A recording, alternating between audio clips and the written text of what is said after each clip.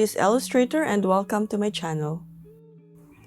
Today, I am going to show you my process on how to create realistic digital painting using iPad Air, Apple Pencil, and of course, my favorite drawing app, Procreate.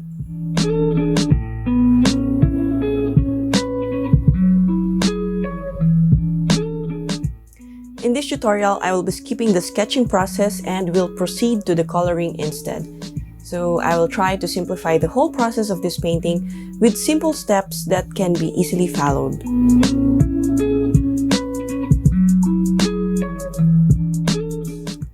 I will be sharing some techniques that I've learned from different artists around the world that might help you as well.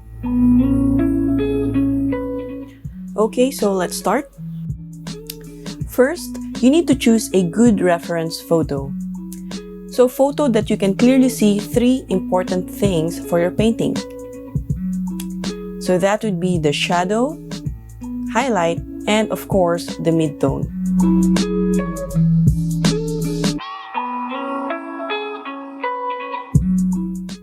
Having a good reference photo will help you get the correct tones that you can use as your color palette for your painting.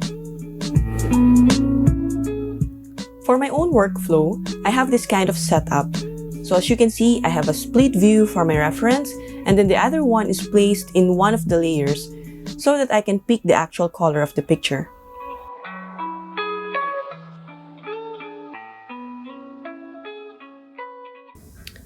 Next one is laying the flat colors. So that would be the mid-tone, the darkest color, and the lightest color of your painting. You should have a separate layer for your mid-tone and of course for your darkest and lightest colors. So your layers would look like this.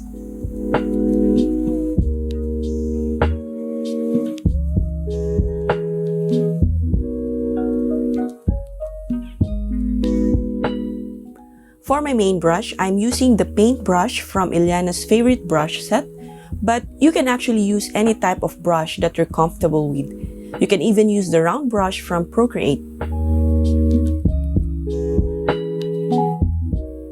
To create a smooth transition of colors, I'm smudging it using soft pastel brush.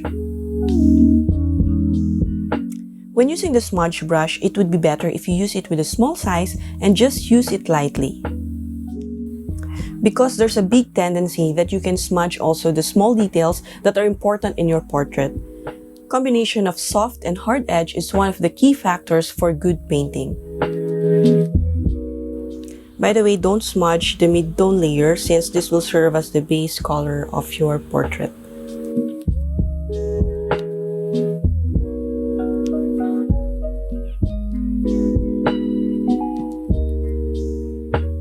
For my third process, I'm now adding the eyes, eyebrows, hair, and other important details for the totality of the portrait. I'm switching on and off my sketch layer for me to check if all the details are in their correct places.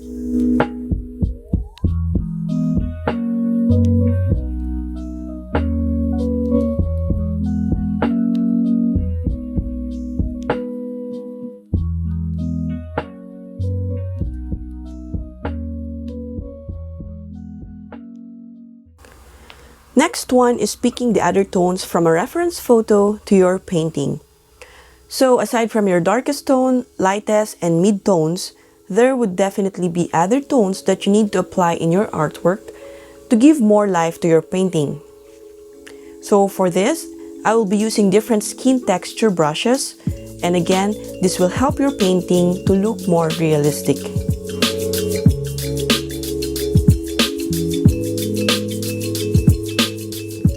Fifth process would be adding the shadow.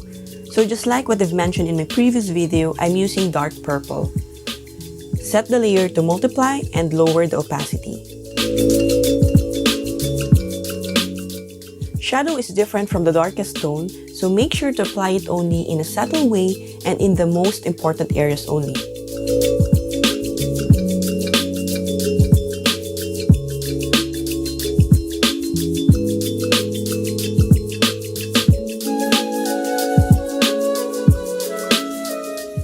Next would be highlights. For highlights, I will be using flesh tone and then I set the layer to screen mode and again lower its opacity. Once done, all the layers would look like this. So as you can see, most of the layers are set to normal, except for the shadow, which is set to multiply, and highlights, which is set to screen. Make sure not to overdo the highlights because small strokes makes a lot of difference.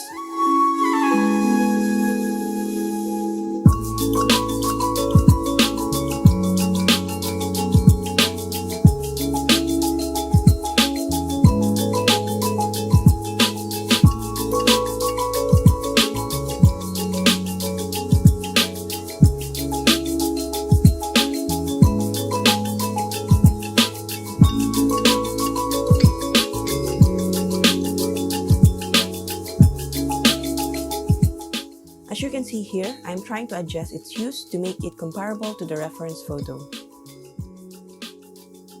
And here, I'm trying to add more depth to the painting by adding more shadows to the eyes and to the other parts of the face.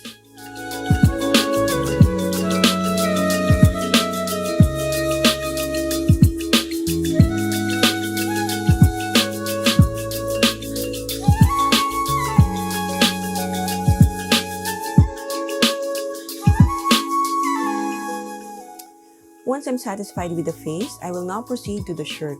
So basically, all the things that I've mentioned for the face are the same things that I'm doing here for the shirt. So I will also apply the mid-tone, darkest, and lightest tones, and then I will smudge it. Of course, I will be adding the shadow and the other details as well.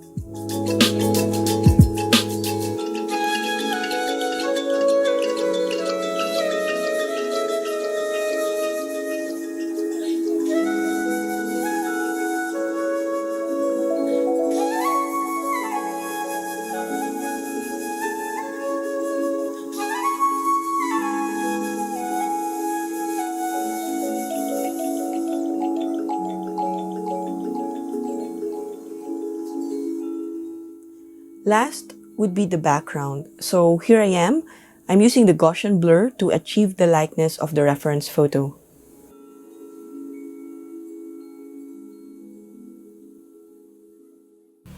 And that's the whole process. So I hope you enjoyed this video and that you've learned something new from this tutorial.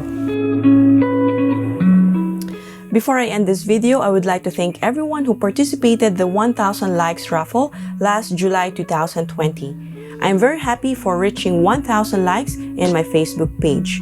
With that, I would like to congratulate Ms. Sofia Sumalde, Mr. Carl Tom Atal, and Mr. Arvin Casemina for winning the raffle draw. Again, from the bottom of my heart, thank you, thank you, thank you.